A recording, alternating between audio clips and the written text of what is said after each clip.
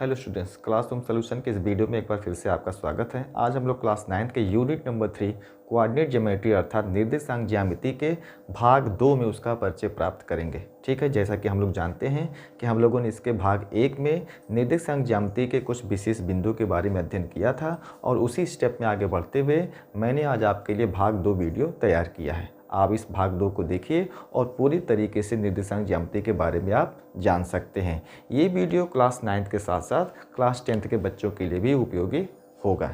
चलिए हम लोग भाग 2 में स्टार्ट करते हैं। और जैसा कि आप बोर्ड पर देख पा रहे हैं कि इस भाग 2 में हम लोग कौन कौन से विषयों के बारे में यहाँ पर अध्ययन करेंगे। तो जैसा कि निर्देशांक ज्यामिति के परिचय के भाग 2 के वीडियो में आप सबसे पहले अध्ययन करेंगे कार्तीय तल क्या है। हम लोगों ने पहले पार्ट में भी कार्तीय तल के बारे में जाना था, लेकिन एक बार हम फिर से कार्तीय तल को अध्ययन करेंगे।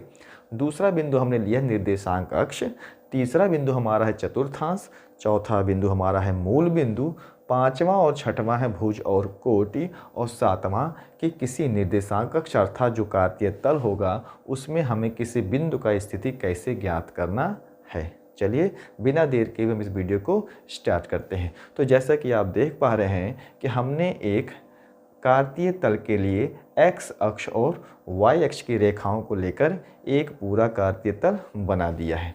ठीक है, अब जैसा कि पहला पॉइंट है कार्तीय तल हमारा क्या है। तो कार्तीय तल क्या होता है कि x अक्ष और y अक्ष अर्थात क्षैतिज अक्ष की रेखा और ऊर्ध्वाधर अक्ष की रेखा के साथ साथ चारों चतुर्थांश मिलाकर जब किसी अक्ष में दिखाए जाते हैं तो उसे हम लोग बोलते हैं कार्तीय तल। दूसरे शब्दों में जब किसी समतल में x अक्ष और y अक्ष की रेखा चारों चतुर्थांश के साथ उपस्थित होती हैं तो उस तल को हम लोग बोलते हैं कार्तीय तल। आसान है, बहुत ही ज़्यादा टॉपिक ये आपका टफ नहीं है, केवल आपको उसके मेन बात को ध्यान में रखना है कि x अक्ष और y अक्ष की रेखाएं जिस तल में उपस्थित होंगी तो वो तल हमारा होता है कार्तीय तल। और जाहिर सी बात है x अक्ष की रेखा और y अक्ष की रेखा जब एक दूसरे को प्रतिच्छेद करेंगी तो चार भागों में बराबर बराबर बांट देती हैं, इसलिए हम उसको चतुर्थांश कहते हैं। ठीक, तो ये निर्देशांक अक्ष क्या है। अब बात यहाँ पर आई निर्देशांक अक्ष क्या है। तो छात्रों आप यहाँ पर ध्यान में दीजिए कि वही x अक्ष और y अक्ष, ठीक है, x अक्ष और y अक्ष की जो रेखाएं होती हैं अर्थात क्षैतिज रेखा और ऊर्ध्वाधर रेखा, इन्हें ही हम लोग बोलते हैं निर्देशांक अक्ष, क्योंकि यही किसी बिंदु की स्थिति को निर्धारित करते हैं। अब तीसरा तथ्य यहाँ पर है कि चतुर्थांश क्या है। अब आपको फिगर से स्पष्ट हो चुका है कि जब x अक्ष की रेखा और y अक्ष की रेखा कार्तीय तल में एक दूसरे को प्रतिच्छेद करती हैं तो चार भाग आपके निर्मित हो जाते हैं। इन चारों भागों को क्रमशः हम चतुर्थांश कहते हैं और उन चारों का नाम हो गया कि जब हम एंटी क्लॉकवाइज अर्थात घड़ी के चलने के विपरीत दिशा में चेक करेंगे तो ये जो पहला भाग आप देख रहे हैं जिसका नॉमिनेशन किया गया x, o और y, तो ये हमारा पहला पार्ट जो है वो प्रथम चतुर्थांश है। ठीक है, हम यहाँ पर उसको प्रथम भाग लिख कर दिखाते हैं कि जो ये हमारा पार्ट है वो हमारा होगा प्रथम चतुर्थांश। ठीक है, और फिर y, o और x की ऋणात्मक अक्ष की रेखा में जब जाएंगे तो वो छात्रों हमारा होगा द्वितीय चतुर्थांश। ठीक है, और फिर x अक्ष की जो ऋणात्मक स्थिति के दर्शाने की रेखा है और y अक्ष की नीचे की ओर की जो रेखा होगी, ये दोनों मिलके हमारे बनाते हैं तृतीय चतुर्थांश।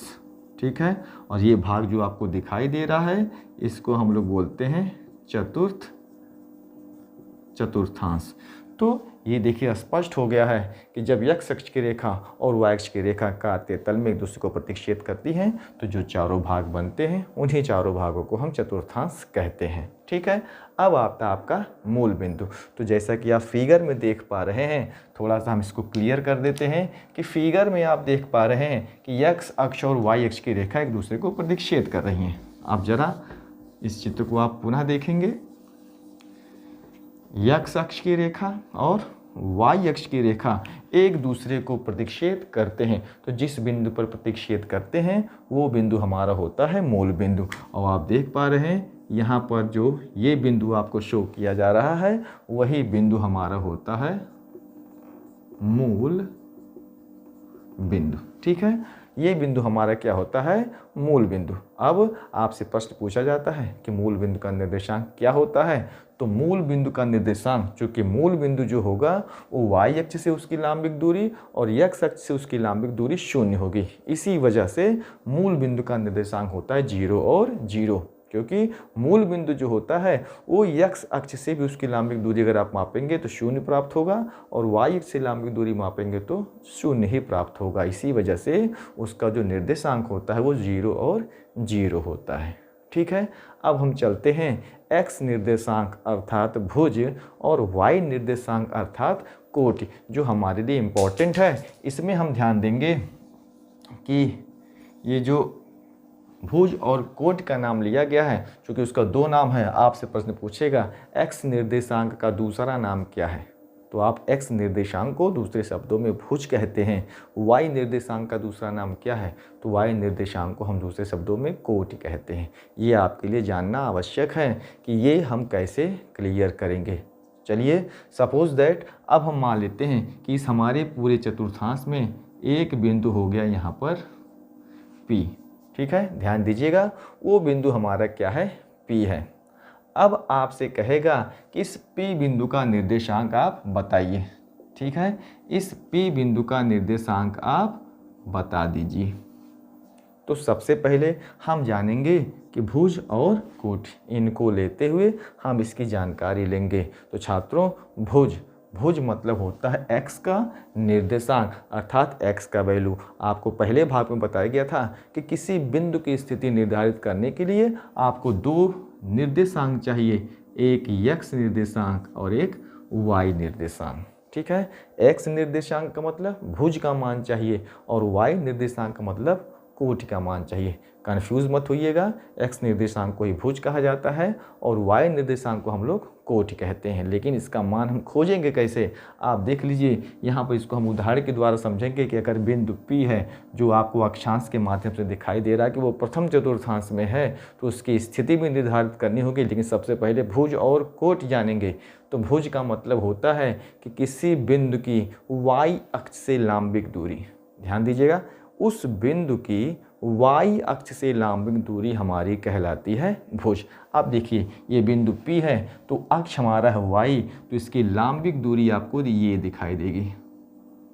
ठीक है, ये हमारा जो वैल्यू आप देख रहे हैं, ये लाल कलर की रेखा बिंदु 3 से P को जो मिला रही है, वो जो आपकी लंबाई होगी, लांबिक दूरी, इसको हम लोग क्या बोलेंगे, भुज बोलते हैं। अर्थात वो जो मान होगा वो x निर्देशांक होगा।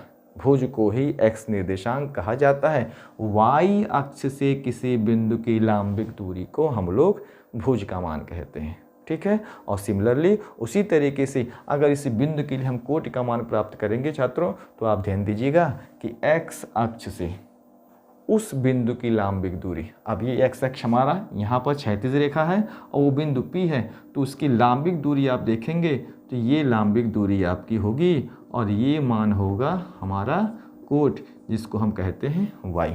ठीक है, तो y अक्ष से लांबिक दूरी भुज हो गई और x अक्ष से लांबिक दूरी हमारी क्या हो गई, कोटि हो गई। तो इस प्रकार किसी एक बिंदु का निर्धारित करने के लिए हमको x निर्देशांक और y निर्देशांक, दूसरे शब्दों में हमको भुज और कोटि दोनों चाहिए। इस प्रकार उस बिंदु का हम स्थिति निर्धारण एक कार्तीय तल में कर सकते हैं। ठीक है, अब बिना देर के हुए हम अब अपने इस वीडियो को समाप्ति पर ले चलते हैं और जल्दी से देख लेते हैं कि किसी बिंदु की स्थिति हम कैसे ज्ञात करेंगे, ताकि आने वाली जो प्रश्नावली है उसके लिए आप बेहतर तरीके से तैयारी करके उसका मान आप निश्चित कर दें। चलिए, हम मान लेते हैं कि अब इस क्वेश्चन को सरल करने के लिए हम कोई बिंदु अपने मन से ले लेते हैं। ठीक है, चलिए, सपोज दैट अब हमको एक बिंदु देना है।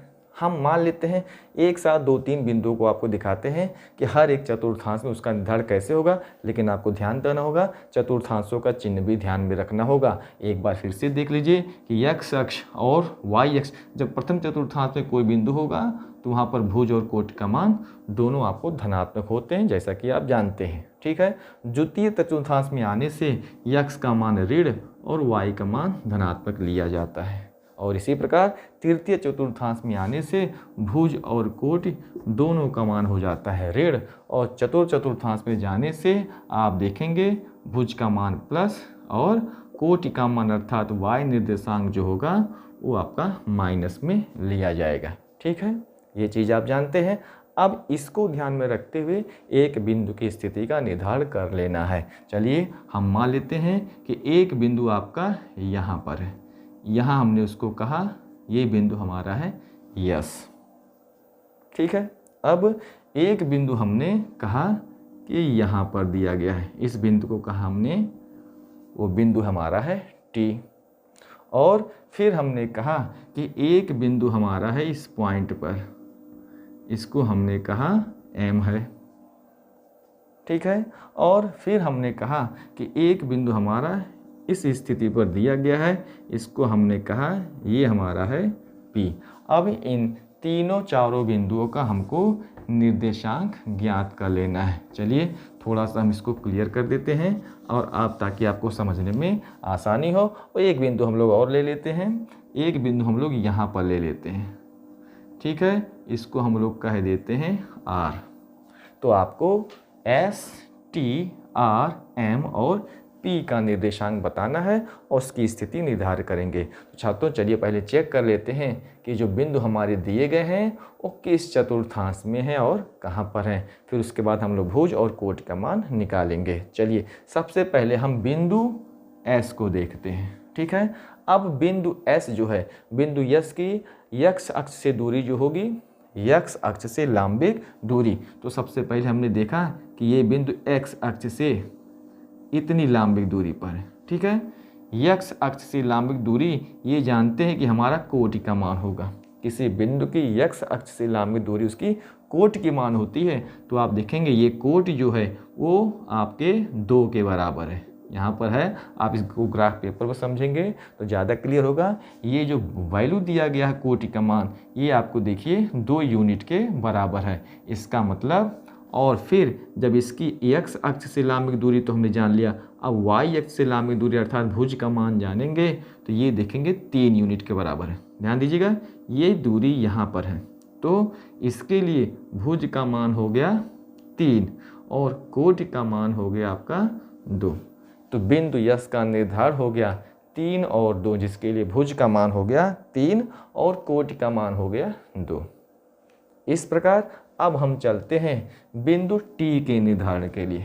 बिंदु टी ये वाई अक्ष से लंबिक दूरी अर्थात भुज का मान, तो देखेंगे -1 मिल रहा है, और एक्स अक्ष से लंबिक दूरी अर्थात कोटि का मान ये भी आपको माइनस क्या मिल रहा है 1। तो यहाँ पर देखेंगे ये लंबिक दूरी आपकी प्लस में है। ध्यान दीजिएगा, बिंदु टी के लिए वाई अक्ष से लंबिक दूरी ये एक्स अक्ष के ऋण वाले पोजीशन में जा रहा है, तो इसका मतलब भुज का मान हो गया आपका -1। देखिए यहाँ से -1।